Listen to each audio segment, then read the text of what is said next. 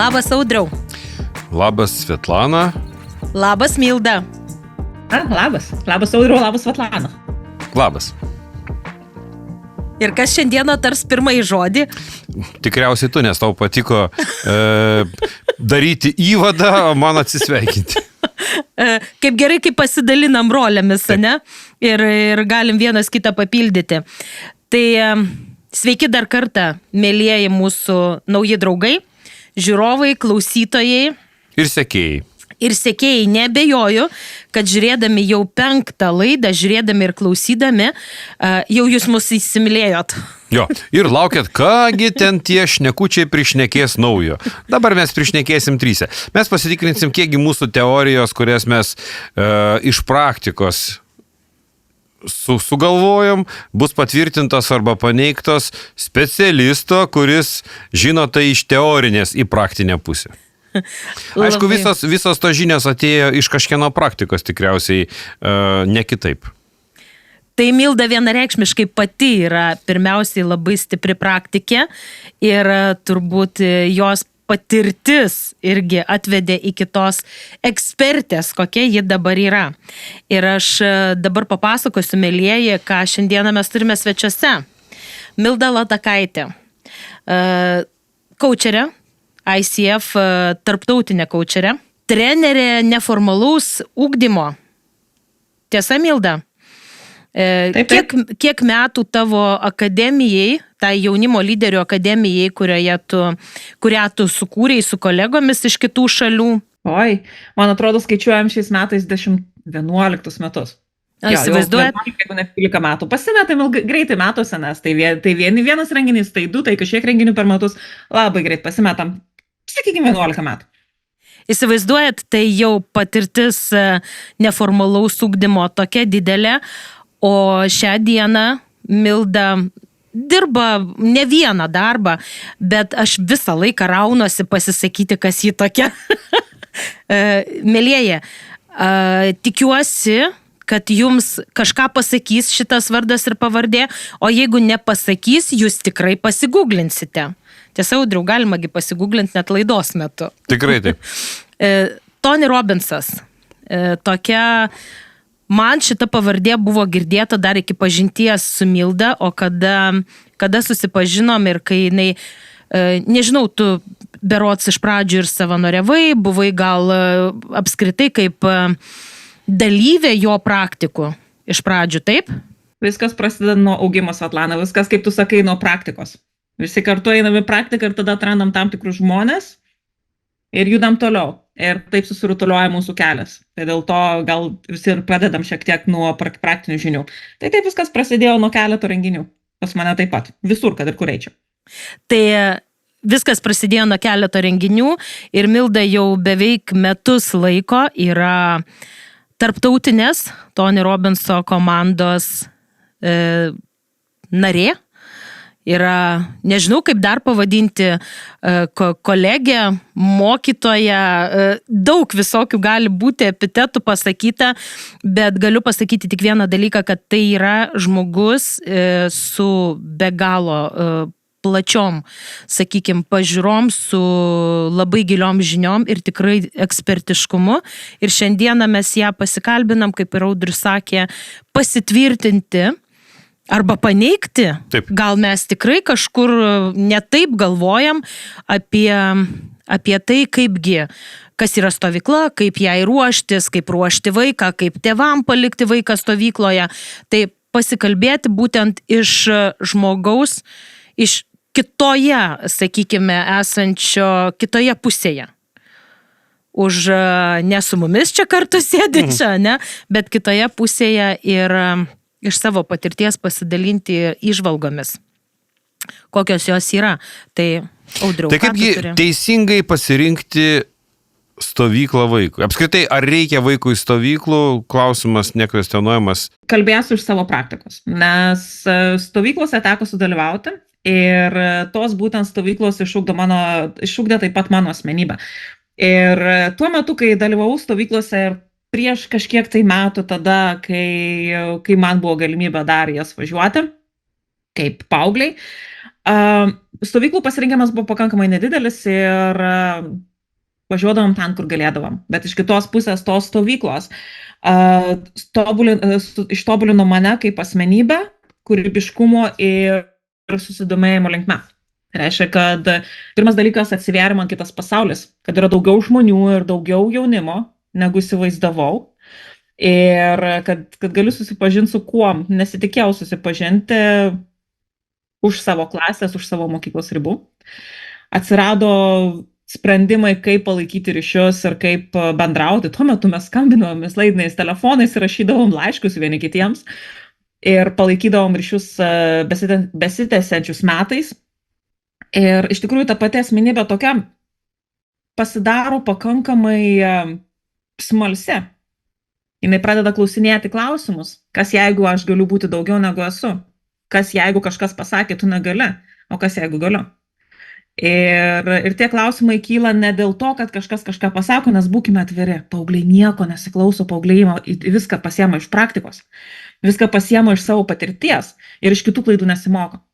Tai jeigu pats paauglys, jaunimas, jaunas suaugęs žmogus pradeda klausinėti klausimus iš pagristos savo patirties, kas aš esu, ar aš galiu būti daugiau, viskas, mūsų darbas atliktas. Mes pasiėmėm kažkokias sėklas, kurios pradės auginti šiek tiek kitokią asmenybę, kuri bus smalsesnė, kuri bus stipresnė, kuri bus kūrybiškesnė ir galiausiai sieks eiti savo keliu. Tai nereiškia, kad nepatiksiu gal kai kam, bet vis tiek pasakysiu. Kažkieno kito nubrėžtų kelių, nes būna pasako, aš noriu, kad tu būtum teisėjas, aš noriu, kad tu būtum šokėjas, aš noriu, kad tu būtum daktaras. Ir sako vaikui, aš noriu, kad tu būtum daktaras, o vaikas gimęs būt šokėju. Tai ką, kojas laušim? Tai va, tai reikia stebėti, kuo vaikas gimęs, kuo žmogus yra gimęs būtent. Arba koks potencialas, koks noras, kuom tobulėti ir tai skatinti. Ir būtent va tą mes stovyklų metu ir darome. Būtent taip, kaip aš matau stovyklas. Paimam tą jauną žmogų, kuris visiškai pasimetęs, paveiktas skirtingų asmenų, nežino, ko nori. Ir pradedam jo klausytis, pradedam pastebėti tas kelias sėklas, kurios ten vyksta aplink. Ir pradedam jas auginti ir žiūrėti, kas vyks. Kartais tas pavyksta, kartais ne, bet jeigu bent jau sužinom, kas netinka, tai žinom, kas netinka. Ir tada tas jaunas žmogus gali eiti toliau ir bandyti žiūrėti, kas tinka toliau. Tai stovyklos būtinos.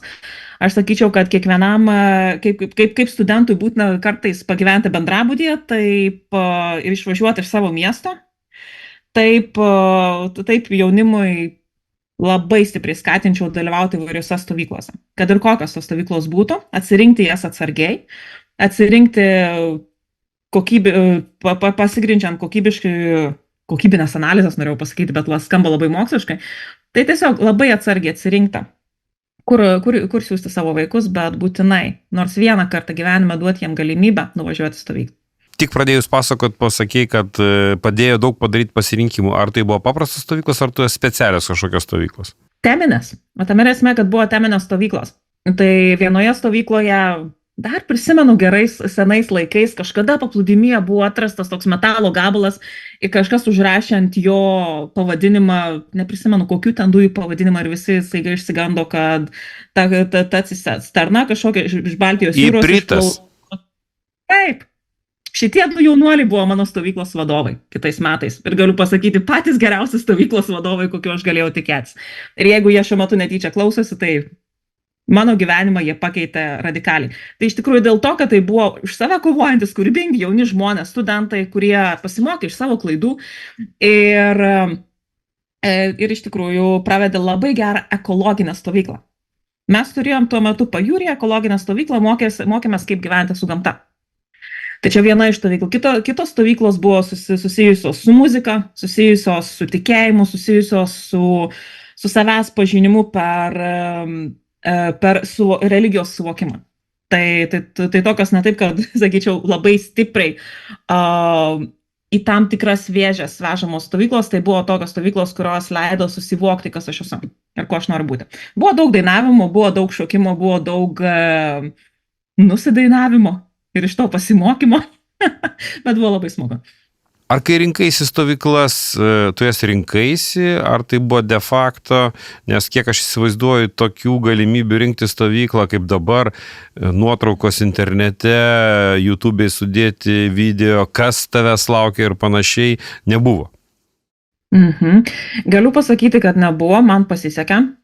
Ir greičiausiai pasiekė dėl to, kad mano užsispyrus asmenybė sugebėjo išsinešti, ką tik tai norėjau iš tos stovyklos ir aš į savo patirtį žiūriu labai. Rinkaisi stovyklas? Stovyklas atsitiktinai. Jos tiesiog pas mane atėjo. Pas mane labai daug kas ateina gyvenime, tai aš tam labai dėkinga. Bet šios stovyklos, kadangi pasirinkimo daug nebuvo, jos tiesiog vyko. Atėjo galimybė į jas važiuoti. Ir kai buvo galimybė, tiesiog važiuoja. Na, aišku, mama paklausė, ar nori. Ar tada buvo pasirinkimas taip ar ne. Ir jeigu būtų atsakymas, ne, tai greičiausiai iki šiol tik gailėčiaus. Bet va, ką aš galiu pasakyti, koks buvo vėliau iššūkis. Ir aš greičiausiai apie tai noriu pakalbėti šiek tiek, kad tėvai irgi susivoktų, kokia tai didelė įtaka vaikam. Sakykime, įsivaizduokit, kad jūsų vaikai važiuoja į stovyklas. Jau būdami paaugliai, į kažkokias vietinės stovyklas, šalies lygio tarptautinės stovyklas važiuoja į kažkokius tai renginius, kur jie ugdomi būti asmenybėmis. Iš vienos ar iš kitos pusės. Ir jie gali pasirinkti, jie nuvažiuoja vieną stovyklą. Pasimokom, ne ką buvo. Arba man patiko, važiuoja kitą stovyklą. Kitoje stovykloje yra labai atsargiai atrinkti treneriai. Ir jie pasimoko, tai vadinasi, ten ta stovykla buvo ne ką, o šita stovykla nerealia. Nes kažkokia tematinė, aš ką išmokau. Ir taip asmenybė ugdosi, na, sakykime, nuo kokių 15 iki 20 metų, gal nuo 14 iki 18, sakykime, 4 metus. Ir būtent tas jaunas asmuo, baigęs mokyklą, baigęs visas tas stovyklas, pradeda studijuoti, jam atsidaro kiti keliai. Jam atsidaro galimybės dalyvauti tarptautinių mainų programuose. Jam atsidaro galimybės dalyvauti tarptautiniuose mokymuose. Neformalaus švietimo mokymuose, dalyvauti renginiuose su žmonėmis iš įvairių pasaulio šalių.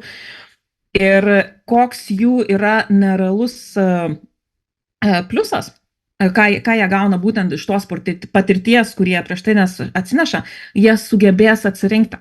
Jie žinos jau, kas yra tam tikrą stovyklų kelią praėję, tam tikrą renginių kelią praėję, jie žinos, kaip atsirinkti tas vietas, kurių jie nori. Kai jie pamatys galimybę, jie pasižiūrės, kas joje yra, kokie žmonės ves man renginį, ką jie ten darys, ką iš to gausiu. Ar jų paskaitos, jų renginys atitinka kainą, kurie jie manęs prašo, ir nuspręsiu, kiek į save investuoti ir kaip tenai nuvykti. Ar nuvykti irgi. Tai žmogus pradės ne tik tai rinktis, kad bėgu visur, bet pradės atsirinkinėti vietas. Tai man buvo kaip ir iššūkis iš pradžių, kai pradėjau studijuoti ir aš matau, dabar, kaip, pavyzdžiui, apmastau savo kelią ir matau, kad kai aš pradėjau studijuoti, labai daug galimybių atsivėrė ir pradėjau aš lakstyti visur.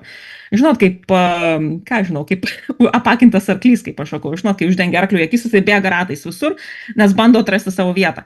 Tai va, taip ir bėgiojau. Ir man tai iš tikrųjų labai ilgą laiką, kad susivokčiau, kas aš esu, ko aš noriu, kur aš noriu eiti.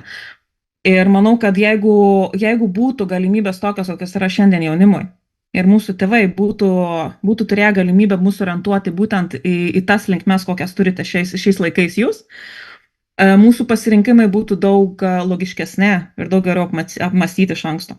Nes ir dabar aš matau, aš dirbu, pavyzdžiui, ne tik tai su suaugusiais žmonėmis, aš dirbu su jaunimu, kuriuos kreipiame tam tikrus renginius ir tarptautinių lygių matau. Ir matosi, kaip jaunimas yra pasirengęs arba ne. Jeigu nueiti tą linkmę, į kurią jie nori, kaip tuos asmenybės ir vis tobulėja. Tai tikiuosi atsakiau į klausimą.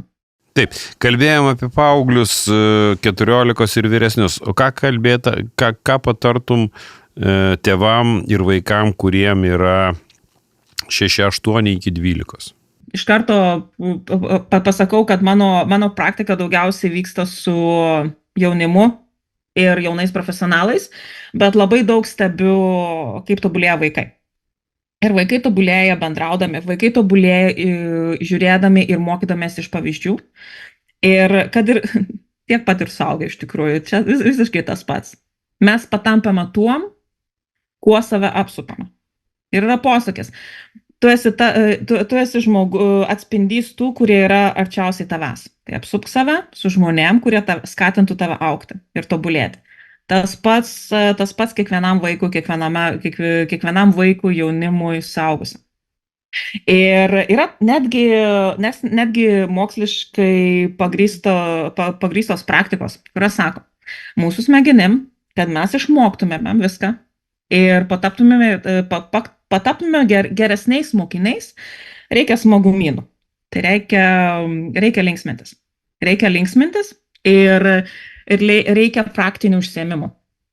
Ir dėl to mūsų smegenys ir mūsų neuronai šiek tiek kitaip susijunginėja ir jie daug efektyvesni, jeigu mes mokomės per praktikas. Ir įsivaizduokit, kad jeigu siunčiat savo vaiką, žinau, kad labai baisu. Turiu savo seseras, kurios labai per save lipa, kad savo vaikus išsiųsti mokyklas ir žinau, savo vaikų neturiu.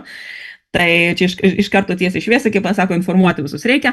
Mano seserį augina labai gražius vaikus ir jį turi labai daug iššūkių juos siūsti į stovyklas, siūsti tam tikras patirtis ir labai stipriai su savim dirba. Bet labai daug apie tai kalbame ir iš tikrųjų kalbam tą patį.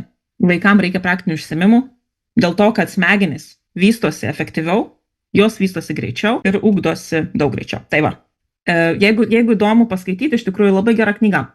Jinai vadinasi, pasižiūrėkit Judy Willis knygas, patiks. Jeigu kažkam norisi šiek tiek paskaityti apie tai, kaip ugdomi vaikai ir kaip juos reikėtų ugdyti praktiniu pagrindu. Žinai, tu dabar pasakei apie vaikų ugdymą, o man vis sėdė jau nuo praeitos laidos, kažkodėl aš vis norėjau pasakyti, yra tokia knyga tėvams ir apskritai ugdytojams vaikų, Aurimos Dilienės.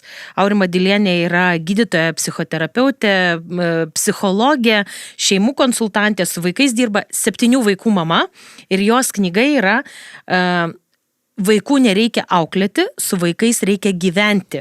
Ir žinai, va tą, ką Milda dabar sako, aš pagalvau, kad jos seserim labai pasisekė, tiesa, kad turi savo pašonį į tokį žmogų kaip Milda. Ir gali nuraminti, nes mano klausimas kaip tik ir būtų toks, tu jau iš dalies atsakei, kad kągi tėvams daryti, kai jie labai bijo paleisti ir tai, ko gero, atliepia į Audriaus klausimą, ypatingai svarbu, kas liečia mažesnius vaikus. Kągi jiem padaryti, kaip jiem patiems su savimi dirbti, kad paleisti tą vaiką mažesnį. Labai geras klausimas. Iš tikrųjų, šitos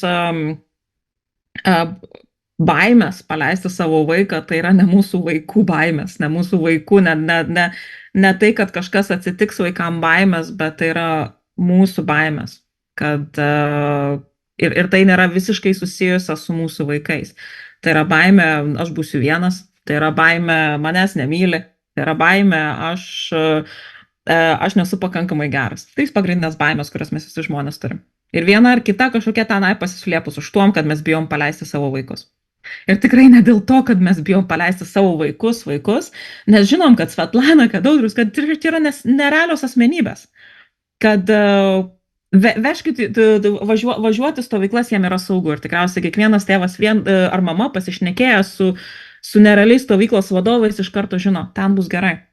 Baisu paleisti, savanaudiškai. Žinau, kad nepatiksiu. Žinau, kad tai sakydama, kai kam nepatiks ir sakys, oi Milda, tu nieko nežinai. Tokia žmonių ta psichologija. Mes bijom paleisti savanaudiškai, nes mes bijom, kad mes būsim vieni. Ir kad mūsų nieks nemylės tą savaitę laiko.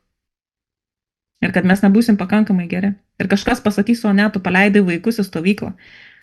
Koks iš tavo tėtis ar mama? Paleidai vaikus į stovyklą. O ką tu dabar linksminsies, atostogų važiuoji? Vienas be vaikų praleisi. Kaip drįste? Audriau, ryto mūsų pokalbį automobilyje atsimenė apie tai, kaip Deimantė mano išvažiavo mokytis ir ką aš tau sakiau. Milda visiškai pasakė tą jausmą, su kuriuo aš gyvenau.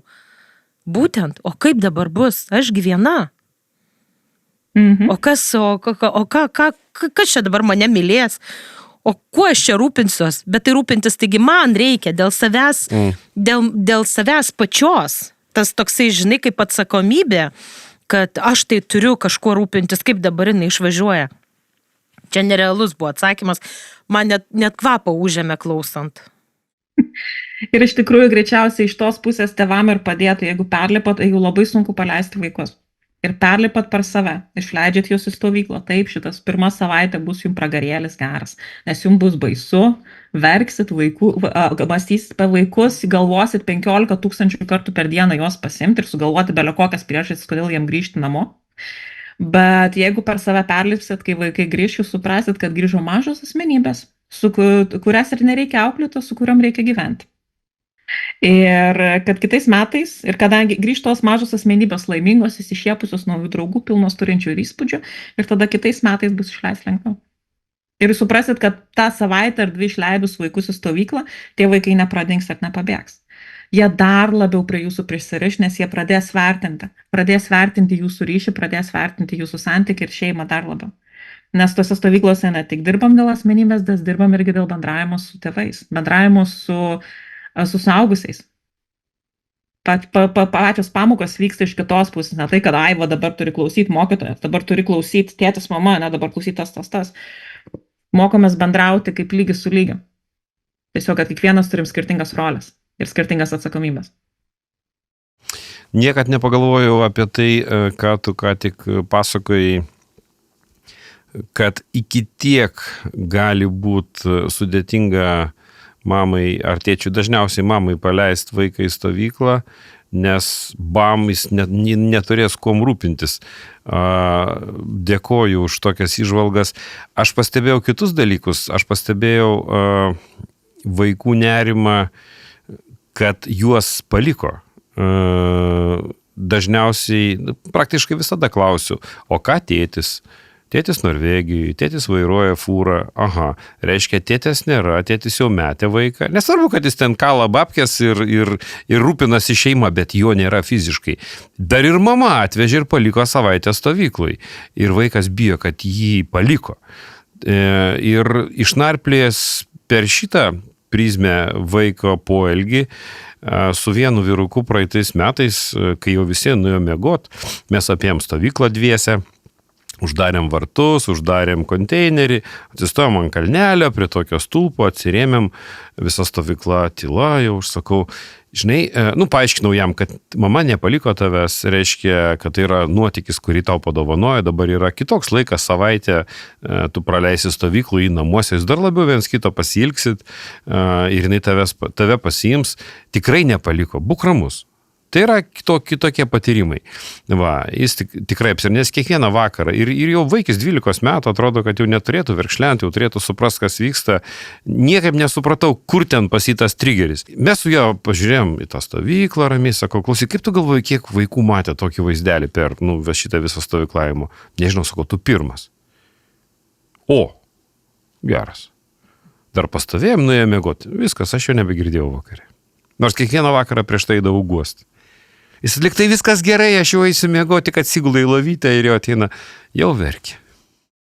Bet kiek daug yra slaptų tokių dalykų, tiesa, ir už vaiko, sakykim, pečių, ir už tėvų, ir ypatingai, žinai, stovykloje galvoju, tu ne kartą jau paminėjai, Audrius labai gražią tą frazę pasako, kad mes darom šventą darbą. Šventą darbą. Mes nujautrinam ir padedam tėvams susivokti, kaipgi jie turėtų patys pasiruoštai stovyklai, nes 2 metus jau šitie metai bus 3, kada aš su tėvais paprašau tėvų pasilikt, palikus vaikus stovykloje ir pasakoju, kaip mes stovyklaujam, ką mes čia veikiam, kas vyksta 1 dieną, 2, 3 dieną ir tada jie supranta, kad aš suprantu, kas vyksta. Žymiai paprasčiau būna palikti vaikus, vadovui tikriausiai tam, kuris žino, apie ką kalba, o ne tiesiog, davai padarom stovyklą, gal pavyks. Ir iš tikrųjų dėl to mes prisimenu pokalbį praeitais metais su Svetlana, kai mes dėliojam stovyklų planus. Ir iš tikrųjų, kas klausosi, stovyklos yra labai atsargingai sudėliotos, kiekviena diena turi savo planą ir kiekviena diena turi savo dizainą, nes viskas vyksta dėl priežasties. Ir mes kalbėjom praeitais metais apie tą patį, apie tai, kad reikia tėvam papasakoti, kas vyksta, ir būtent tas tokie tėvų mokymai. Mokymai pradžioje, informaciniai, kas vyksta, kaip viskas vyks ir mes tikrai žinom, ką jūsų vaikas išgyvena. Nes visi mes per tai pereinam vieną ar kitą prizmę, tik tai suaugusieji jie daugiau išmoksta save perdirbti, arba nėra labai gerai užsislėpti, arba pabėgti, nes jau suaugęs gali ir pabėgti ir niekas nieko nepasakys. Na, o vaikams šiek tiek sunkiau. Nes jie nežino, kas vyksta. Tai yra pirmos praktikos, pirmi kartai. Tai jiem būtent išmokti reikia, ką sakėt, kad tiesiog susivokti, kad manęs nieks nepalieka, man čia yra saugu. Viskas gerai. Tai ir dar papildomas dalykas, kurį pridėjom ir tikrai labai, labai stipri diena, tai yra paskutinė diena, kada mes tėvelių prašom atvažiuoti ir apturėti kartu mokymus. Kelių valandų mokymus apie tai, kaip bendrauti su mano vaiku, nes per tas 10 dienų mano vaikas pasikeitė. Aš buvau pasaulyje, mano vaikas buvo mažam pasaulyje, kuris jį augino šiek tiek kitaip. Ir būtent iš tos pusės, kad iš saviugdos pusės, savęs suvokimo, įsivaizduokit, kad jūsų vaikas nukeliavo į planetą. Į planetą, kurioje laikas bėga šiek tiek kitaip. Ir jie nugyvena metus per vieną dieną. Tai įsivaizduokit, jeigu jūs gaunat atgal vaiką po 10 dienų, kuris nugyveno 10 metų per tas 10 dienų. Ir būtent tokia stipri patirtis, toks intensyvus augimas kai kuriems vyksta būtent tuo metu. Kaip jie atrodys tą dieną. Ir ne visi susivokiam, kad jie pakankamai gerai patobulėja, išauga, pasikeičia. Kad ir kaip pavadinsit, nepagadinsit per tas kelias dienas. Taip lyg tai būtų metai praėję per vieną dieną. Bandom vėl įstatyti juos atgal į tos rėmus, kur jie jau netelpa. Ir jo, aš prisimenu tokias patirtis po stovyklų, kai man tėtis sakydavo, tikriausiai jį erzindavo ne tai, kad aš kalbėdavau vilnietiškai, aš pats iš Panevėžio rajono, šneka ten kitokia, jis man sakydavo, nelaužyk tu liežuvio. O man labai patikdavo kalbėti, taip kaip kalba didelė miestė. Tai buvo labai senai. Mes turim porą minučių, vis tik kaip tiem tėvam ruoštis tai stovyklai. Vienas galbūt praktinis patarimas, pagrindinis ir galėtume turbūt orientuotis nuo mažesniųjų, nes mūsų tikslas duoti suprasti tėvams, kad stovykla tai yra tęstinis procesas nuo tada, kai tavo vaikui galbūt 7 ar 8, tu jį paleidi į stovyklą ir jis kiekvienais metais keliauja vis tolyn ir tolyn. Tai kokį vieną praktinį tokį labiausiai patarimą galėtum duoti, Milda? Suprantu, kad žiauriai sudėtinga. Aš taip labai paprastai ir kaip aš pasakau, kai kurie žmonės, kai aš pasakau paprastus visus patarimus, akis išpučia ir sako, aš taip nedarysiu, bet pabandykit. Pamatysit, bus linksma ir bus smagu ir bus iš proto vedantis procesiukas po kelių savaičių. Atsistojat prie veidrodžio ir žiūrit savo tiesiai akis ir sakot, mano vaikui viskas bus gerai. Viskas yra gerai. Bus nereali stovykla. Viskas bus gerai. Ir kartoja tą tol, žiūrėdami savo akis, kol tikit. Savim. Nes pagrindinis priešas esat jūs patys. Mes patys. Mes pagrindinis kritikas esame patys savo. Tai mūsų vidinis balsas, taigi pradėsit kartuoti savo, viskas bus gerai. Dėkui tau, Milda. Nėra ko pridėti. Tikrai, žinai, aš be galo džiaugiuosi, kad tau pavyko šiandieną prisijungti prie mūsų ir pasikalbėti. Ir noriu pasakyti mūsų klausytojams, žiūrovams, draugams ir sekėjams, kad ateityje mūsų laidose tikrai sulauksite ypatingų svečių, tokių kaip Milda šiandieną atidarė tą, sakykim, sezoną. O mes tęsime ir tėvams linkiu suprasti, kad vaikas asmenybė, vaikas žmogus, su kuriuo reikia tiesiog gyventi, kad vaikas tai žmogus, kuriam reikia savo laiko, planų, susitarimo ir stovykla gali tai duoti. Šią pozityvę notą ir baigsime mūsų pokalbį. Dėkui jums, mėlieji, ir iki pasimatymo visai neužilgo, po savaitės. Sudie.